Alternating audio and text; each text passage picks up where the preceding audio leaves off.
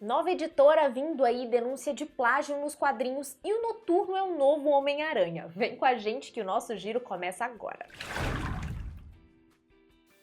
Como assim o Noturno é o novo Spider-Man? Vamos entender essa história. Recentemente, a Marvel anunciou a HQ Uncanny Spider-Man. E esse nome Uncanny ali gerou um tanto de dúvida porque é um nome, um título tradicionalmente associado aos X-Men. Então geraram algumas especulações do tipo, será que o Peter Parker vai ser anunciado como um mutante? Só que não é nada disso. Agora tem um sinopse oficial que diz que no fim das contas, quem vai ser o novo Spider-Man é o Noturno. Isso mesmo. A ideia é uma minissérie de 5 edições que é escrita pelo C. Spurrier e tem ilustrações do Lee Garbett e que vai fazer parte do próximo grande evento dos X-Men na Marvel, que é o Fall of X. Isso tudo vai estar integrado e a previsão de lançamento dessa HQ, que traz o Noturno combatendo o crime nas ruas de Nova York, à la Spider-Man mesmo, vai ser para o dia 6 de setembro nos Estados Unidos. Olha só, tem editora nova no pedaço e ela é fruto dos mesmos nomes que estavam por trás do Comixology. São eles David Steinberg e Chip Moser. Os dois agora estão propondo a Distillery, uma editora que traz como proposta aumentar a equidade entre os quadrinistas e a editora. E como que eles vão fazer isso? A ideia é, além de deixar com os autores as propriedades dos seus próprios personagens, das suas próprias criações, os quadrinistas também vão ser acionistas da empresa, ou seja, eles vão ter uma fração das ações da Distillery e a gente já tem vários nomes que estão fazendo parte dessa proposta. Olha só, Brian Azzarello, Becky Cloonan, Joel Jones, Scott Snyder, James Tynion IV e Humvee já estão anunciados como quadrinistas fundadores da Distillery e a gente também já tem um primeiro quadrinho que vai ser lançado no mês de julho durante a San Diego Comic Con. É uma antologia que reúne várias histórias curtas desses criadores que eu falei agora há pouco, entre outros nomes, e ela vai se chamar The Devil's Cut. Lembrando, essa é uma editora estrangeira, mas a gente torce para que a gente possa ver esses quadrinhos em breve aqui no Brasil também. Imagina ter um Snoopy para chamar de seu na vida real e é exatamente isso que a cadelinha Bailey parece ser. Ela viralizou nas últimas semanas por causa de uma foto em que dá para ver que ela é muito parecida com o Snoopy, o cachorrinho do Charlie Brown. A Bailey mora nos Estados Unidos, ela tem 2 anos e é da raça Shipadoodle. E ela realmente parece muito com o Snoopy, tanto que ela já ganhou vários seguidores nas redes sociais por causa dessa semelhança. Já dá para ser chamada aí para um live action de Peanuts, hein? Um quadrinista francês praticamente recusou uma premiação porque ela era concedida pelos militares. O Nicolas Juncker, que é roteirista de Un Général de Généraux, ao lado do François Bouc, venceu o Grand Prix do prêmio Le Galon de la BD. Só que ele não foi à premiação para receber esse troféu e a gente te explica tudo melhor agora. O Le Galon de la BD é uma premiação criada em 2021 pelo Ministério das Forças Armadas da França para premiar quadrinhos que tenham de alguma forma a temática militar. Não é necessariamente para premiar obras que exaltem a temática militar, né, porque exaltem o exército, mas que toquem nesse assunto. E neste ano de 2023, o vencedor do Le Galon de la BD foi esse quadrinho, o Un Général de Généraux, que traz uma espécie de sátira de um momento marcante da história da França que aconteceu em 1958, quando quase ocorreu um golpe de Estado e essa situação política favoreceu o retorno do Charles de Gaulle, um dos grandes nomes da história política da França, ao poder. Toda essa situação é narrada em tom de sátira e mesmo assim o quadrinho venceu o prêmio. Algumas pessoas dizem que isso é uma forma de mostrar que a premiação não é para exaltar os feitos militares, tanto que eles aceitaram, eles na verdade condecoraram um quadrinho que tem um tom de sátira para o exército, para os militares. Só que o Nicolas não pensa dessa forma e ele deixou isso muito claro na sua conta no Facebook, explicando por que ele não foi à premiação.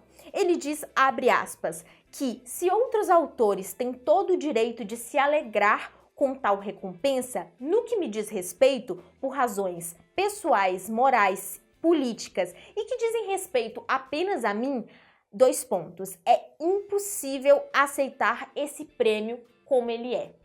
Então, ele explicou as suas motivações melhor nesse post, é um post bem longo no Facebook, e que diz que ele, de forma alguma, poderia ir lá e receber essa premiação da mão dos militares, mas ele aceitou a quantia em dinheiro porque ele fez uma doação para 2 causas. Uma delas é um fundo de solidariedade com os grevistas contra a reforma da Previdência. Quem está acompanhando aí o noticiário sabe que essa é uma questão muito latente lá na França.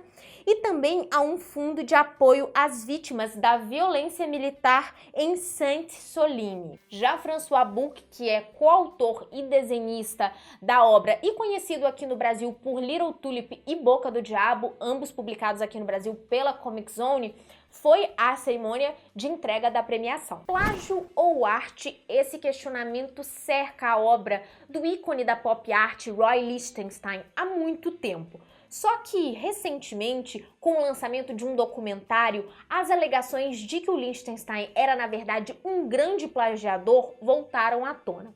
O documentário se chama When Ben, Roy Lichtenstein and the Art of Appropriation, e ele diz que o artista teria copiado cerca de 30 quadrinistas e mais de 300 obras. Para dar um pouco de contexto, o Roy Lichtenstein fez fama ao reproduzir imagens de quadrinhos nas suas obras. Isso era uma maneira de pensar a forma como a cultura de massa era recebida em vários âmbitos, em várias esferas da sociedade, mas também alguns críticos de arte apontam que era também uma maneira de transformar o ordinário em extraordinário. Pop art, né? Agora, se a gente for pegar qual que era a lógica de produção, o Lichtenstein reproduzia exatamente frames de quadrinhos usando, em vez de técnicas de impressão em larga escala de quadrinhos, técnicas típicas das artes plásticas, né? Então, era uma forma de levar os quadrinhos aos museus, a fazer uma imagem, um recorte de um quadrinho virar uma obra de arte. Toda a repercussão disso, ela tem vários aspectos, ela tem várias formas que você pode pensar se isso era algo correto de se fazer ou se não, era uma apropriação que era típica desse movimento. Mas o que é o grande ponto desse documentário, que é exatamente aquilo que é o cerne desse documentário, é que mostra como que esses artistas que foram apropriados pelo Lichtenstein, eles tiveram uma vida miserável como quadrinistas. Eles tiveram uma vida em que eles recebiam muito pouco para que frames da sua obra virassem quadros, virassem obras de arte vendidas por milhões e que estão hoje exibidas em galerias. Um desses casos é do quadrinista Hy Eisman, que hoje tem 96 anos e só descobriu recentemente que teve uma das suas obras apropriadas pelo Lichtenstein. Ele diz que com essa descoberta ele estava relembrando que essa página custou pouco mais de $4, ele recebeu pouco mais de $4, enquanto o Lichtenstein conseguiu mais de 20 milhões de dólares por ela.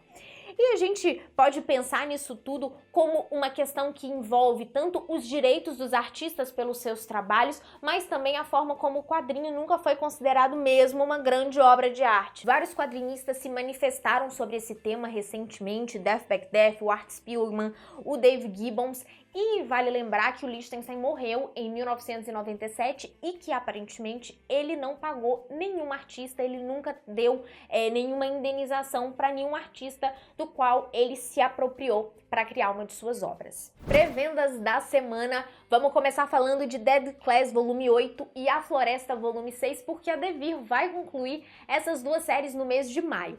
E se você bater aí as numerações com as numerações estrangeiras e tá achando estranho porque não tá batendo os números, pessoal, isso acontece porque a partir de certo momento a Devir passou a adotar o formato 2 em 1 para essas 2 séries, então a numeração realmente não vai bater, mas elas estão sim sendo concluídas. Então, repetindo aqui, Dead Class conclui no volume 8 e A Floresta conclui no volume 6. Dragon Hoops de Jin Luen Yang vai ser publicado aqui no Brasil no mês de junho pela Companhia das Letras. Jin Luen Yang, que é autor de O Chinês Americano, que você deve estar sabendo aí que vai ter série no Disney Plus, e também de Superman Esmaga a Clã. A Suma HQ vai publicar em julho a HQ M de Monstra, da Talia Dutton, um quadrinho que fala sobre luto e sobre identidade a partir de uma releitura de Frankenstein.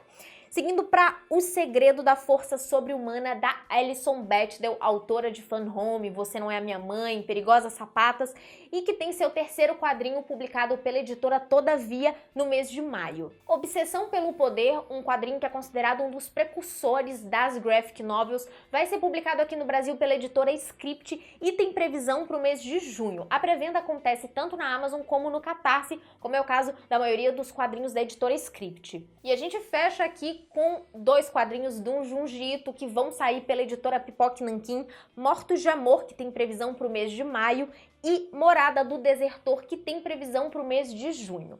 O giro de hoje fica por aqui, muito obrigada pela sua presença, deixe seu like aqui no nosso vídeo, se inscreva no nosso canal, lembre-se aí de se inscrever para você continuar acompanhando os conteúdos do Fora do Plástico por aqui, e você também pode nos acompanhar lá no Instagram, no nosso Twitter e também no nosso site. Todas as nossas redes sociais ficam linkadas aqui, e você também pode ser apoiador ou apoiadora do Fora do Plástico em apoia.se/Fora do Plástico. Com isso, você nos ajuda a manter aqui a qualidade e a periodicidade do nosso conteúdo, manter aqui o nosso trabalho mesmo.